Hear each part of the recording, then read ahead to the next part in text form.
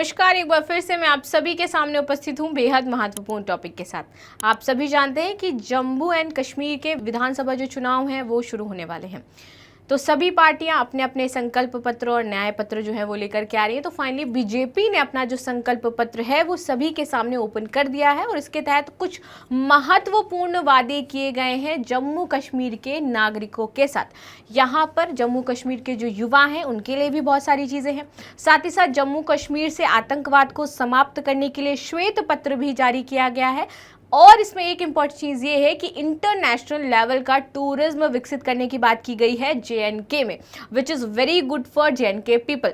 तो अब यहाँ पर देखना ये है कि कितने सारी जो वादे हैं यहाँ पर पूरे होते हैं, कौन से वादे नहीं पूरे होते हैं, क्या इंपॉर्टेंट चीज़ें हैं, सारी चीज़ों को हम डिटेल में एनालिसिस करने वाले हैं। मेरा नाम है प्राची मिश्रा और संस्कृति IAS के इस प्लेटफॉर्म पर आप सभी का स्वागत है।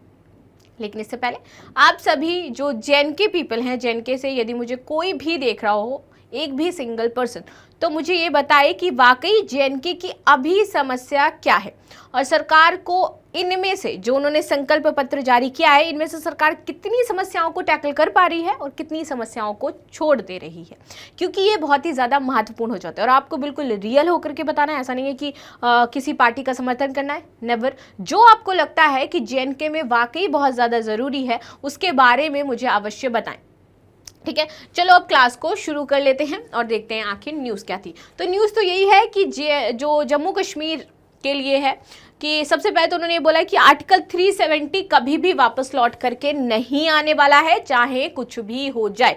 तो जम्मू कश्मीर से जैसे ही 370 हटा, तो क्या ये जम्मू कश्मीर के लिए अच्छा हुआ या बुरा? मतलब जम्मू कश्मीर के जो लोग हैं मैं उनसे जानना चाहती हूँ कि क्या आप लोग चाहते हो कि 370 वापस आए? यदि आए तो क्यों आए, और यदि नहीं चाहते हो कि वापस आए तो क्यों नहीं आए? और जम्मू कश्मीर में 370 हटने के बाद क्या बदलाव हुए हैं ये भी मैं जानना चाहूँ, क्योंकि सरकार तो अपनी एक रिपोर्ट पेश करती है ना, उसके अकॉर्डिंग कुछ अलग सिनेरियो होता है, लेकिन आम जनता जो वहां निवास कर रही है उसके अकॉर्डिंग कुछ अलग चीजें होती है। तो आप लोग वहां रह करके कौन सी चीजों को टैकल कर रहे हो मैं ये जानना चाहती हूँ। चलो आ जाते हैं। आर्टिकल 370 पार्ट ऑफ हिस्ट्री ऐसा कहा गया है अमित शाह जी के द्वारा। Will never come back, Amit Shah at BJP manifesto launch for JK poles.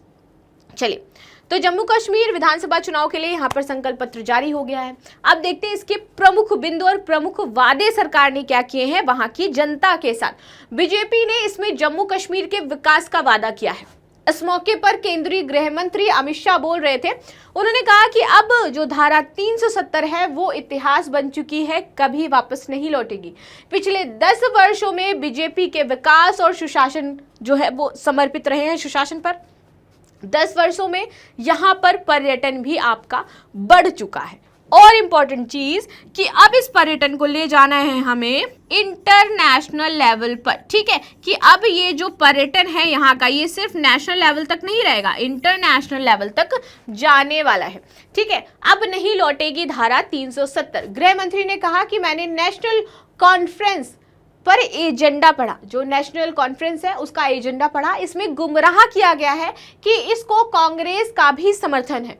गृह मंत्री ने कहा अब जम्मू कश्मीर में कभी भी धारा 370 नहीं आएगी।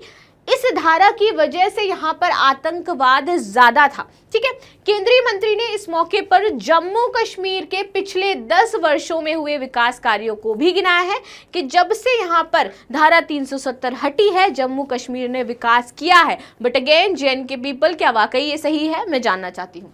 आगे आते हैं, बीजेपी संकल्प पत्र की प्रमुख बातें क्या है, चलिए अब ये समझ लेते हैं। शांतिपूर्ण, सुरक्षित और विकसित जम्मू कश्मीर का निर्माण हुआ है। महिलाओं के विकास पर फोकस हम करेंगे ऐसा बोला गया है। और माताओं को प्रतिवर्ष 18,000 रुपए यहाँ पर पेंशन दी जाएगी। उज्ज्वला योजना के सभी लाभार्थी को 2 सिलेंडर मुफ्त में दिए जाएंगे। कॉलेज के जो विद्यार्थी हैं उनको 3,000 रुपए ट्रेवलिंग अलाउंस दिया जाएगा। आगे बात करते हैं, प्रतियोगी परीक्षाओं के लिए युवाओं के लिए एक बहुत इंपॉर्टेंट बात कही गई है, विच इज दैट कि 10,000 रुपए उनको इम्बर्समेंट मिलेगा। ठीक है, आगे आते हैं।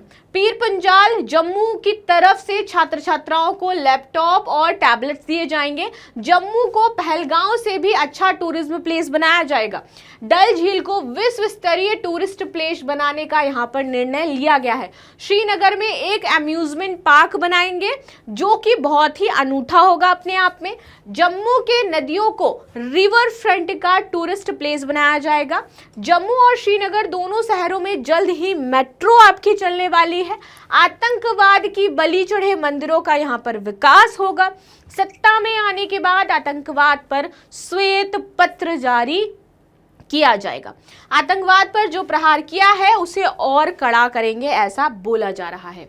अतिरिक्त सब्सिडी और वृद्धा पेंशन यहां पर बढ़ा दी गई है। तो वृद्धा, विधवा और विकलांगता पेंशन को 1000 से 3 गुना करके 3000 रुपए कर दिया गया है। आगे बात कर लेते हैं। अब जम्मू के विकास पर पूरा फोकस होने वाला है। अमित शाह ने कहा कि हर घर नल योजना के तहत सभी घरों को हम जम्मू कश्मीर के कवर करेंगे और प्रधानमंत्री सूर्य घर योजना में 10,000 की सब्सिडी यहां पर राज्य सरकार आपको देगी। आगे देखते हैं। इसके अलावा वृद्धा पेंशन जो 3000 रुपए हो गई है। किसान सम्मान निधि के तहत अमित शाह ने 6000 रुपए के साथ 4000 रुपए राशि और जोड़ने का ऐलान किया है। तो यहां पर टोटल अब 10,000 रुपए दिए जाएंगे किसान सम्मान निधि में। तो ये है मैनिफेस्टो बीजेपी का संकल्प पत्र जो उन्होंने जम्मू कश्मीर के लोगों के लिए जारी कर दिया है। अब देखना यह है कि भाई कितनी सारी चीजें उसमें से पूरी होती हैं, कितनी नहीं होती हैं, क्या हमें फ्यूचर में देखने को मिलता है। बट अभी आज देख लेते हैं क्वेश्चन कि हाल ही में बीजेपी ने किस राज्य के लिए अपना संकल्प पत्र जारी किया है। हरियाणा, जम्मू कश्मीर, झारखंड या फिर छत्तीसगढ़।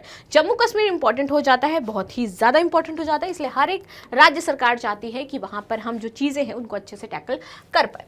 चलो, अब आपकी जो राय है मुझे अवश्य बताइएगा। मिलते हैं नेक्स्ट क्लास में, तब तक के लिए धन्यवाद। लाइक शेयर सब्सक्राइब करना बिल्कुल भी ना भूलें and thank you so much.